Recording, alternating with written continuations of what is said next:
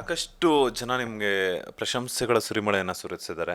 ಅದರೊಟ್ಟಿಗೆ ಮೊನ್ನೆನೂ ಕೂಡ ಹೇಳಿದ್ರಿ ಕೂಡ ಜಮೀನೆಲ್ಲ ತಗೊಂಡಿದ್ದಾರೆ ಅಂದು ಹೆಂಗೆ ಅಂತ. ಬಿಗ್ ಬಾಸ್ ದುಡ್ಡು ಬಂತ, ಏನು ಮಾಡಿದ್ರಿ, ಏನೆಲ್ಲ ಪ್ಲಾನ್ಸ್ ಇದೆ ಅಂತ. ಇನ್ನೊಂದು ಹೇಳ್ಬೇಕಾದ್ರೆ ಬಿಗ್ ಬಾಸ್ ದುಡ್ಡು ಇನ್ನೊಂದು 15 ದಿನ ಆಗ್ಬೋದು ಬರೋದು. ಬಂದೈತೆ ಅಕೌಂಟಿಗೆ ಬರೋದು ಇನ್ನೊಂದು 15 ದಿನ ಆಗ್ಬೋದು.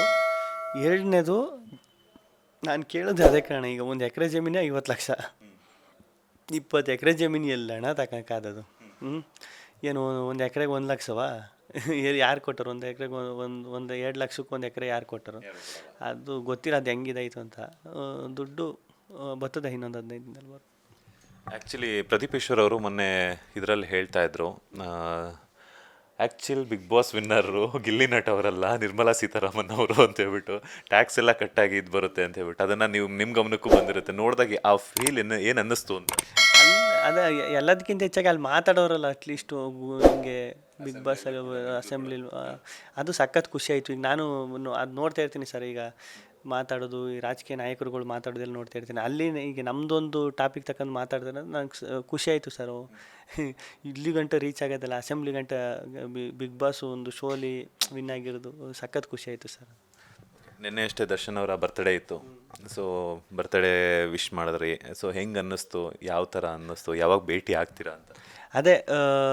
ಅದೇ ನಾನು ಹೇಳಿದ್ನಲ್ಲ, ನಾವೀಗ ಅವಕಾಶ ಇಲ್ಲ, ನಾನು ಅಲ್ಲೇ ಹೋಗಿ ಮೀಟ್ ಮಾಡ್ಬೋದು. ಆಮೇಲೆ ನಮ್ಮ ದರ್ಶನವನ್ನು ನನಗೆ ಅಲ್ಲಿ ನೋಡೋಕೆ ಇಷ್ಟಪಡೋದಿಲ್ಲ. ಆಚೆ ಬರಬೇಕು, ಅವ್ರ ಮನೇಲಿದ್ದಾಗಲೂ ಮನೆಗೆ ಹೋಗಿ ಅವ್ರನ್ನ ಮಾತಾಡಿಸಿ ಒಂದು ಆ ಫೀಲೇ ಬೇರೆ ಅಲ್ವಾ ಅದು. ಅದಕ್ಕೆ ಕಾಯ್ತೀನಿ. ಅದು ಬಂದಾಗ ಹೋಯ್ತೀನಿ ಮನೆಗೆ. ಪದವಿ ಮತ್ತು ಡಿಪ್ಲೊಮಾ ಮುಗಿಸಿದ ಯುವಜನರ ಪಾಲಿಗೆ ಯುವ ನಿಧಿ ಯೋಜನೆಯು ಬಲ ತುಂಬಿದೆ. ಈವರೆಗೆ ಸುಮಾರು 3,08,000ಕ್ಕೂ ಅಧಿಕ ಯುವಜನರಿಗೆ ಉದ್ಯೋಗದ ಕನಸಿಗೆ ನೀರೆರೆಯುತ್ತಿದೆ. ಕೌಶಲ್ಯ ವೃದ್ಧಿ, ಉದ್ಯೋಗ ಹುಡುಕಿಕೊಳ್ಳಲು ಹೊಸ ಆಶಾವಾದದ ಆತ್ಮಸ್ಥೈರ್ಯ ಬಿತ್ತುತ್ತಿದೆ. ನಾವು ನುಡಿದಂತೆ ನಡೆದಿದ್ದೇವೆ, ನಿಮ್ಮ ಪ್ರೀತಿ ವಿಶ್ವಾಸವನ್ನ ಉಳಿಸಿಕೊಂಡಿದ್ದೇವೆ.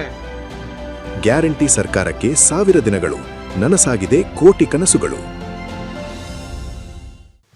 ಸೊ ಮನೆಯವ್ರಿಗೆ ಈಗಾಗಲೇ ಹೇಳಿದೆ, ನಾನು ಮನೆಯವ್ರ ಜೊತೆ ಟೈಮ್ ಸ್ಪೆಂಡ್ ಮಾಡಬೇಕು ಅಂತ ಹೇಳ್ಬಿಟ್ಟು. ನಿಮ್ಮ ಅಣ್ಣನ ಮಗಳನ್ನು ನಾನು ಆಗಲೂ ಕೂಡ ನೋಡೋಕ್ಕಾಗಿರಲಿಲ್ಲ. ಅಣ್ಣನ ಮಗ ನೋಡಿದ್ರ, ಮಾತಾಡ್ಸಿದ್ರ, ಏನು ಅನಿಸ್ತು, ಯಾವ ಥರ ಐತೆ? ನಾನು ನೀವು ನಂಬ್ತಿರೋ ಬಿಡ್ತಿರೋ ಕಳ್ಳ ಓದಂಗೆ ಹೋಗಿರೋದು ನೋಡೋಕ್ಕೆ. ನಮ್ಮೂರಿಂದ ಒಂದು 10-12 ಕಿಲೋಮೀಟ್ರ್ ಅವ್ರ ಊರು. 12 ಗಂಟೆ 1 ಗಂಟೆ ರಾತ್ರಿಯಲ್ಲಿ ಹೋಗಿರೋದು. ಅದು ಬೇರೆ ಪಾಪ ಸ್ಕೂಸ್ ಬೇರೆ ಮಧ್ಯರಾತ್ರಿಯಲ್ಲಿ ಹೋಗಂಗೆ ಬೇರೆ ಇರಲಿಲ್ಲ. ನನ್ನ ಪರಿಸ್ಥಿತಿನೂ ಹಂಗೆ ಇತ್ತು. ಹೋಗಿ ನೋಡ್ಕೊಂಡು ಚೆನ್ನಾಗದ ಪಾಪು.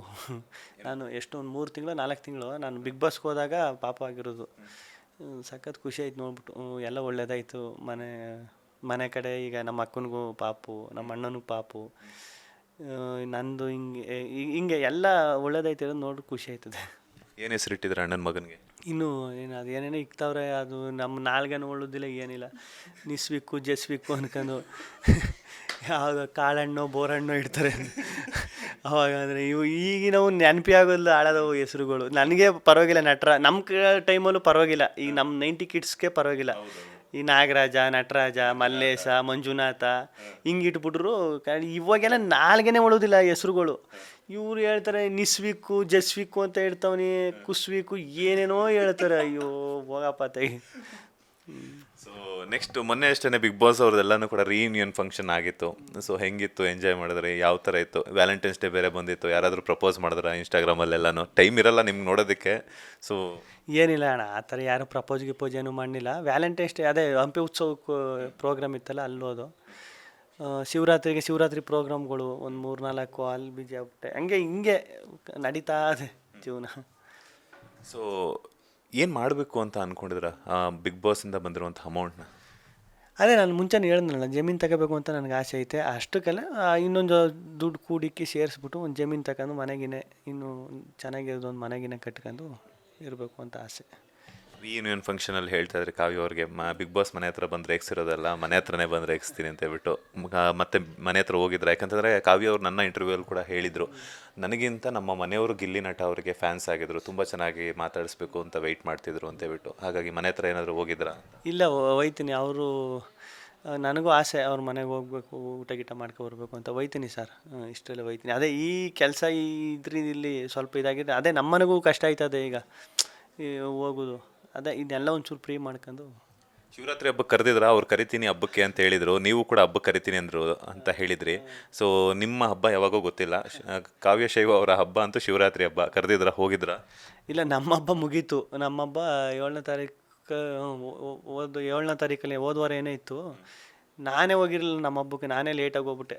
ಆಮೇಲೆ ಇವರು, ನಾನೇನು ಮಾಡಿದೆ, ನನಗೂ ಗೊತ್ತಿಲ್ಲ ಹಬ್ಬ ಅವತ್ತೇ ಅಂತ.